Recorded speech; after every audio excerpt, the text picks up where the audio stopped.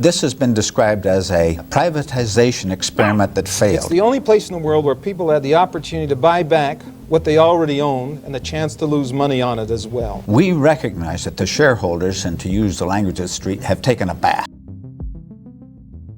What if one of the most influential economic experiments of the 20th century didn't happen in Washington or London, or even Moscow? Not in some back room either, but in public, where every adult, every citizen, was mailed their invitation. The premise was simple: turn citizens into shareholders, and see what happens when you let ideology run a pilot project. That experiment started in 1979 in a place where nobody noticed, and it quietly rehearsed the end of state socialism. It started as an elegant idea, elegant in the way bad ideas often are. If the state owns something on behalf of the people, then technically, the people already own it. So why not just give everybody a piece? Give them stock, let them trade it, call it freedom. To some economists, this was the missing link between capitalism and democracy. If you wanted to destroy socialism, you didn't need a war, you just needed a ledger. They just had to find somewhere willing to try it. We've got these so-called state enterprises. Who owns the enterprises? The people. I ask him, who owns those enterprises? He'll tell me the government, the state. Who's the state? It's the people. The people own those enterprises. Well, then let's give it to the people. Instead of the people owning it collectively, let's give it to the people individually. Back in the 1970s, when America had a legitimate ideological enemy, Milton Friedman was already evangelizing this stuff. He'd tested it on dictatorships like Chile, but he needed a clean trial, a democratic case study that could be sold to the West.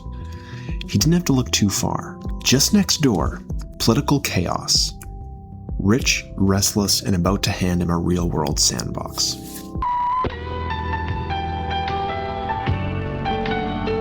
The signal is carried by our main transmitter on Mount Seymour to cover 96% of British Columbia. I'm Fred Latrimo, and this is what's happening in BC.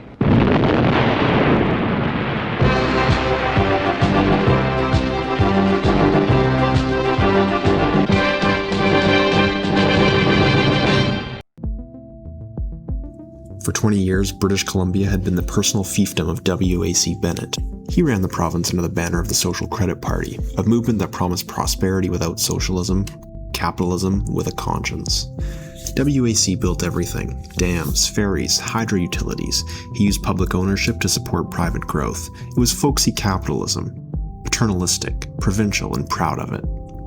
But by the late 1960s, the mood had shifted. BC was urbanizing, labor unions were powerful, and the old family capitalism looked like a museum exhibit.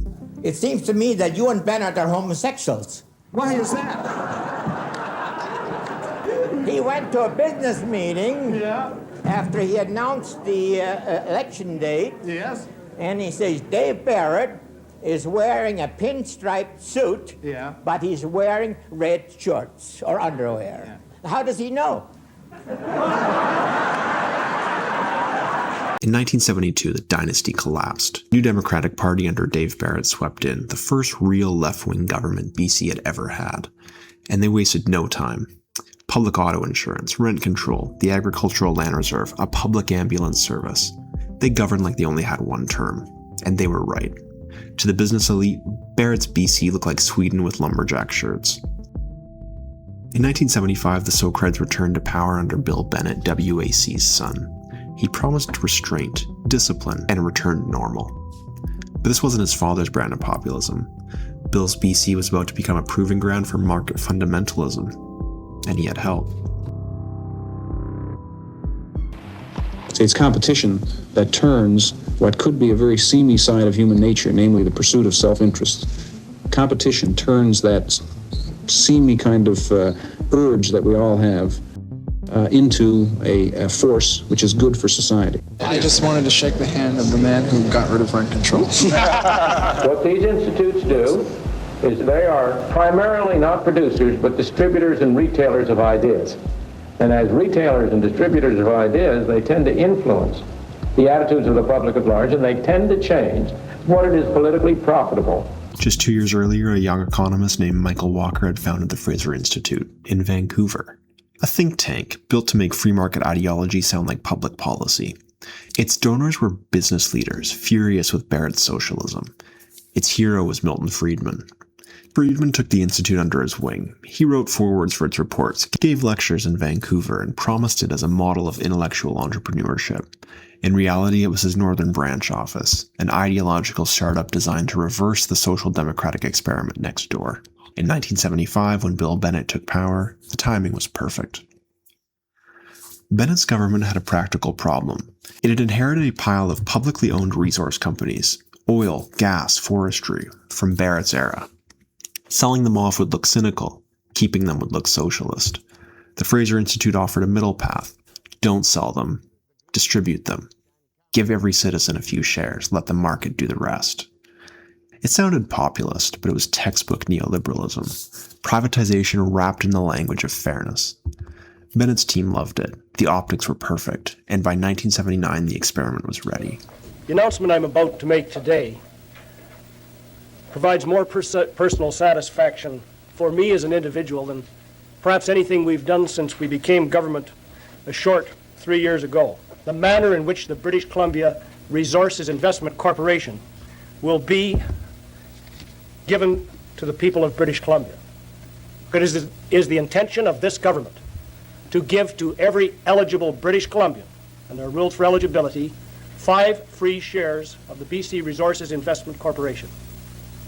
We estimate that if every eligible British Columbian seizes this opportunity, this company could have 2,400,000 shareholders, which would make it the most broadly based shareholding company in all of Canada, when one of the largest companies in number of shareholders, not only in the Americas, but in the British Commonwealth. The government launched a new crown corporation, the British Columbia Resources Investment Corporation, BCRIC, or BRIC. Every registered adult received 5 free bearer shares in the mail. No restrictions. The slogan, People's Capitalism. The media ate it up. The Fraser Institute hailed it as visionary, and Friedman finally had his test case. 5 shares for every adult, enough to feel symbolic, not enough to threaten anyone who mattered. But the real story wasn't the giveaway. It was what came next. At the same time that the province is giving the shares, would make available for purchase up to an additional 5,000 shares for each individual who qualifies. This means that every British Columbian, for the first time, Jack, is in on the ground floor.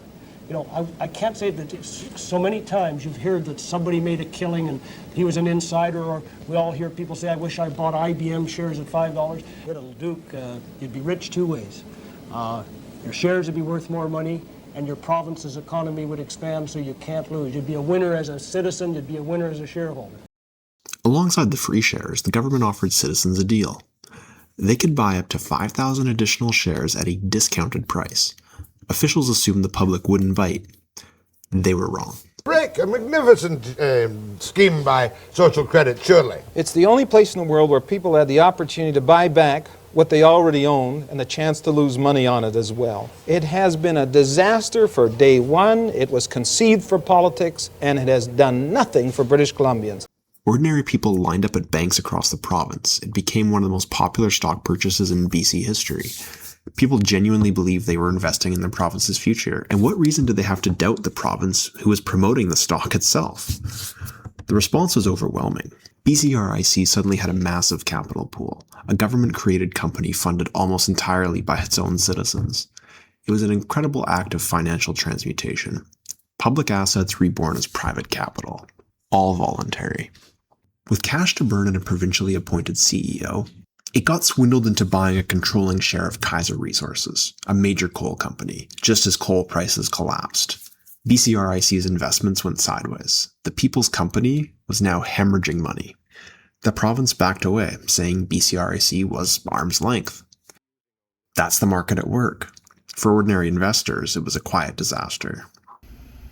You'd think that would kill the idea, but in ideological politics, failure is often fuel. The Fraser Institute's analysis was simple. BCRIC didn't fail because privatization was wrong, it failed because government was still involved. Next time, they said, do it faster, cleaner, and with no safety net. In other words, if it didn't work, it was because it wasn't pure enough. It was the perfect self-correcting logic. If you think it didn't work, you're missing the point.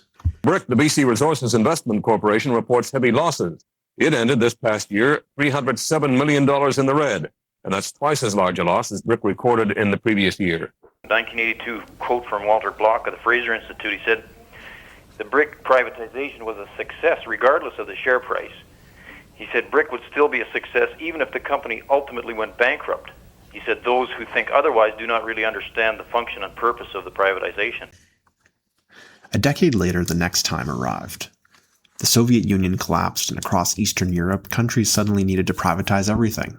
Economists from the IMF and the West arrived with a ready-made plan. Voucher privatization, literally handing out shares in former state industries. The BC model. Czechoslovakia, Russia, Poland, they all tried versions of it.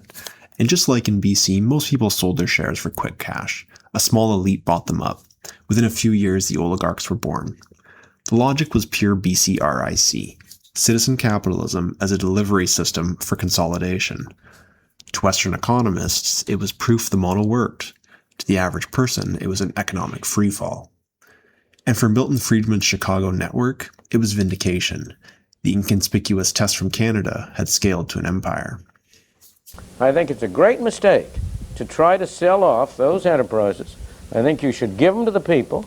That's the whole purpose of the kind of voucher scheme that Mr. Václav Klaus has been trying to develop in So what was BCRIC really? A failed corporation, a populist gimmick, or a test run for dismantling collective ownership under democratic conditions? In hindsight, it looks like a proof of concept, a dry run for how to privatize private wealth and sell it as empowerment.